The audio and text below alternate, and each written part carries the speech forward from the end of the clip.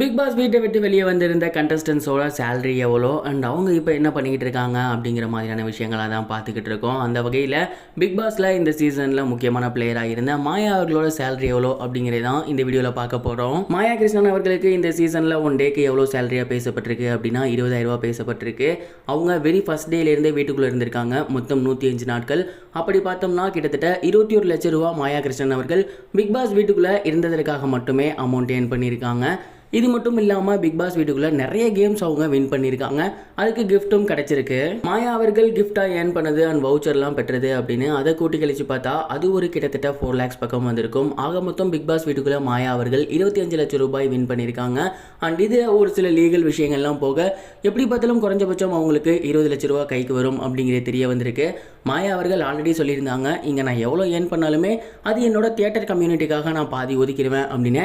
அந்த ஒரு விஷயத்தை செய்கிறாங்களா இல்லையா அப்படிங்கிறத பொறுத்திருந்து தான் பார்க்கணும். மேலும் பிக் பாஸ் வீட்டை விட்டு வெளியே வந்ததுக்கு அப்புறம் மாயா அவங்களோட அக்கௌண்ட்டை ஹேண்டில் பண்ண ஆரம்பிச்சிட்டாங்க. சோசியல் மீடியாவில் நிறைய விஷயங்கள் பகிர ஆரம்பிச்சிருக்காங்க.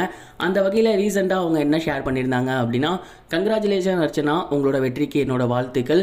இதுக்கப்புறம் உங்களோட செடியில் பூ பூக்கும். ஒருவேளை ஏதாவது பூ வாடி போச்சுன்னா சொல்லுங்கள், கண்டிப்பாக நான் வந்து தண்ணி ஊற்றுறேன், எப்போதுமே உங்களுக்காக நான் இருப்பேன் அப்படிங்கிற மாதிரி பதிவு பண்ணியிருந்தாங்க. இந்த ஒரு பதிவு சோசியல் மீடியாவில் பயங்கர வைரலாக போய்கிட்டு இருக்கு.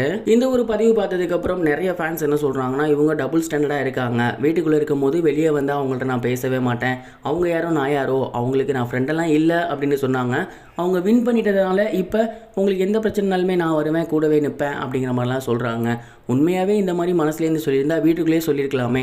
அவங்களுக்கு இருக்க ஃபேன் ஃபாலோவிங்காக அவங்க சொல்கிறாங்க அப்படிங்கிற மாதிரி பீப்புள் சொல்லிட்டு இருக்காங்க. நீங்கள் இந்த ஒரு விஷயத்தை பற்றி என்ன நினைக்கிறீங்க? உண்மையாலுமே மாயாவோட தாட்டா தானா? உங்களோட தாட்டா கமெண்ட் பாக்ஸில் ஷேர் பண்ணுங்கள். இது வரைக்கும் கனெக்டிங் டிவிக்கு சப்ஸ்கிரைப் பண்ணனா மறக்காமல் சப்ஸ்கிரைப் பண்ணிக்கங்க. உடனடி அப்டேட்ஸ் பெறுவதற்கு நோட்டிஃபிகேஷன் பெல்லையும் கிளிக் பண்ணிக்கங்க.